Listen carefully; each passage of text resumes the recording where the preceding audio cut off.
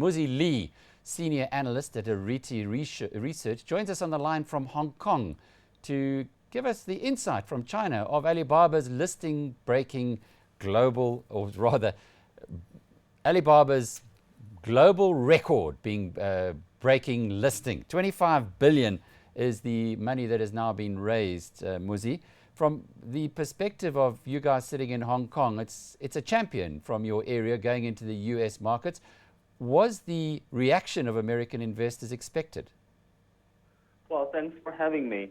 Well, I think the deal definitely signals a milestone for the Chinese internet stock, but also I think there's something significant about this. Is about 3-4 years ago, it was the Chinese agricultural bank that actually breaks the IPO record of the global IPO record, and now it is, instead of being a state-owned enterprise backed by the government resources, now we see a technology company funded by self-made entrepreneurs that breaking such records. So I think this really signals the economic growth in China has been driven by the consumer economics, by the private enterprise, and hopefully will continue to driven by the entrepreneurism rather than the crony capitalism, natural resource, or the real estate tycoon. So I think this is a rather healthy trend. Indeed. From a South African perspective, of course, we are very interested in what happens with Alibaba because of the relationship between Naspers and Tencent. Has there been much reaction from investors to this listing success on the Tencent share price? Well, I'm glad you brought it up. I think comparing Tencent with Alibaba, I think there's I think their business model is rather different. And Tencent is mainly a social networking company, growing very big in both PC and mobile internet. Alibaba basically the dominant online shopping, especially the online marketplace segment in China. So they are not really the same market, but increasingly we saw the two companies have been penetrating into each other's territories and fueled some tough competition between the two companies. And also when I'm looking back into these two companies' histories, Alibaba has been funded by foreign investors like Yahoo and SoftBank. Tencent has been funded by funded by South Africa's Naspers. I think it is these two companies has a great history from building from the synergies with working with their investors in the past, and I think that the two companies will continue to drive innovations and hopefully bring up shareholder values in the future. What about the valuations of both Alibaba and Tencent? And I take the point that they have different business models, but they're both driven by highly successful entrepreneurs.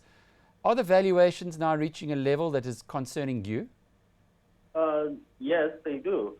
I think Alibaba's IPO price at about $68 a share, that was a fairly valued for the company.